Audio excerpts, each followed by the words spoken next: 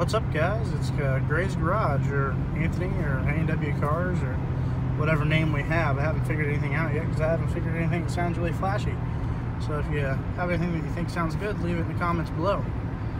Anyways, today I had a subscriber ask me how to get the Missouri dealer's license. And it's really not that hard. It's not as expensive as you think either, which is good. Chicken flight. So what I'm going to say about being a Missouri dealer is your opportunities to buy stuff is just crazy.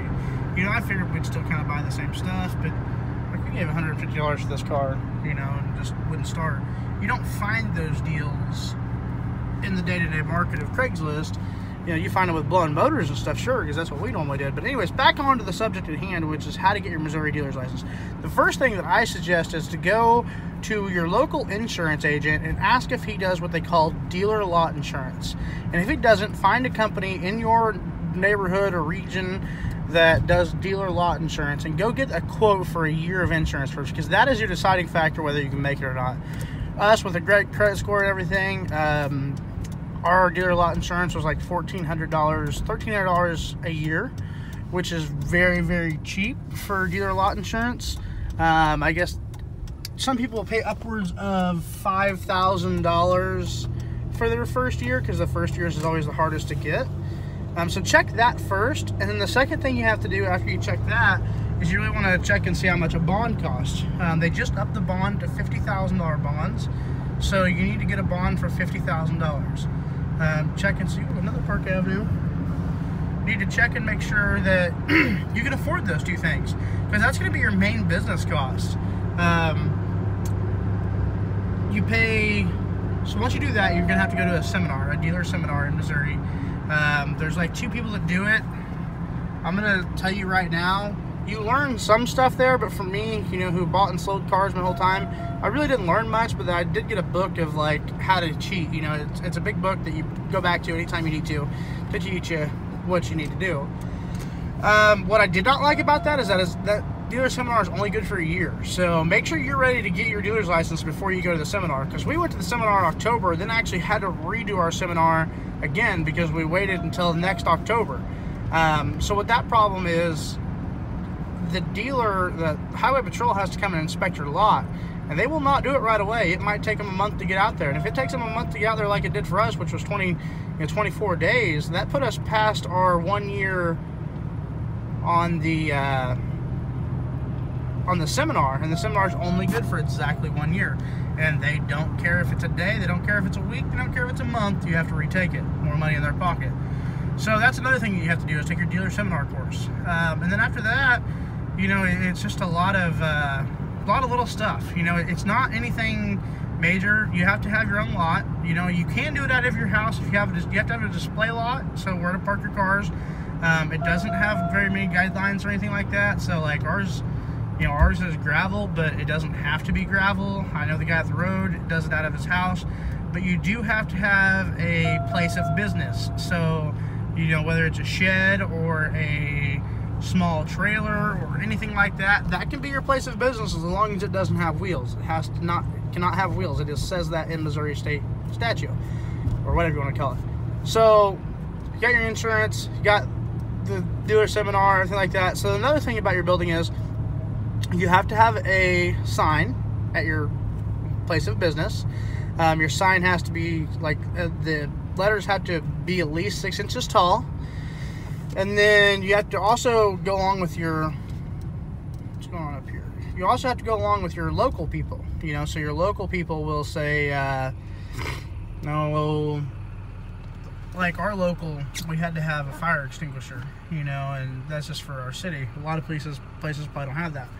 But anyways, back from Missouri, we had to have, like I said, the business sign, we had to have the dealer lot insurance, we had to have a surety bond, and then we had to have all this paperwork, and then we had to fill out our Missouri dealer application. Even though we were going to file it online, we still had to have the dealer application. And then we had to have, I'll give you guys a checklist. this is all the main stuff that I can remember. Oh, we had to have background checks on each one of us, which was $14 a piece. Let me think here. I think that's just about it. But once we did that, we were able to get our dealer's license. We had to call the highway patrol. They came out, they inspected the dealer lot, they told us everything we needed, if we needed anything. One of the things that I had to do, they had to come back out a week later because I didn't have that application there because I was going to do it online. You got to have at least 20 hours a week, every week, so you have to have your hours, you know, mapped out when you're going to be there. You have to have a cell phone number. These are all things that you have to obtain your dealer license. Other than that, it's pretty cheap. I think our dealer license cost us right around $300 for the whole year for 2 plates. If we wanted to add more plates, you gotta, you know, whatever.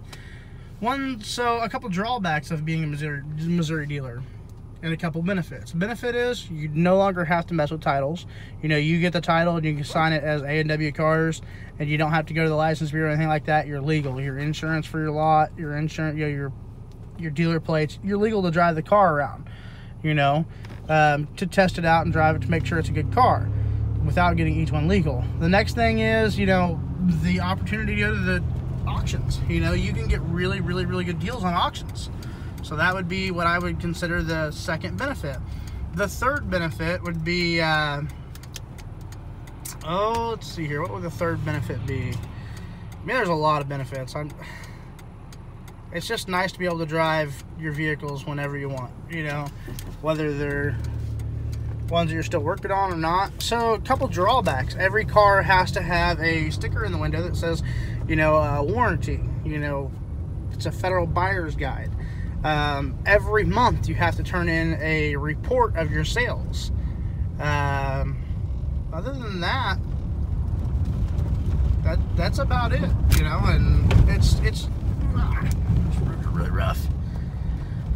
So I would say, you know, it would cost you about $1,600 to $1,700 a year if you already have your own building and your own lot, which we do, to run a Missouri dealer, you know, which is dirt cheap, really. You also have to sell a minimum of, like, I think 9 cars. I think they just upped it. It was 8, and I believe it's 9 now. So you have to sell a minimum of 9 cars a year, which isn't even one a month. So that should be pretty easy to obtain. Turn in your filings, your sales report. So that's another thing. You have to, so like, let's say I sell this car, you know, I have to report it within 30 days of selling it. And not only do I have to do that, I also still have to put it on my monthly sales report. So if I sell it on the 1st, I've got to attach, you know, I have to send a notice of sale to the state, and then on the 30th, or the last day of the month, I have to send another notice of sale to the state, you know, with every one of them on it, plus every notice of sale has to be attached to it. So that's another thing. So here's our lot, and it is kind of snowy in here. And notice we have, so you also have to have your hours displayed. Just like that. But this is nothing fancy. This is just a building we've had for a long time. And, yeah, I hope it helps, guys. You also have to have a place of business. So you have to have, like, your own office with a filing cabinet and stuff like that. It has to be able to keep your files and titles at the office at all times. If you have any other questions, just ask. I hope this helps.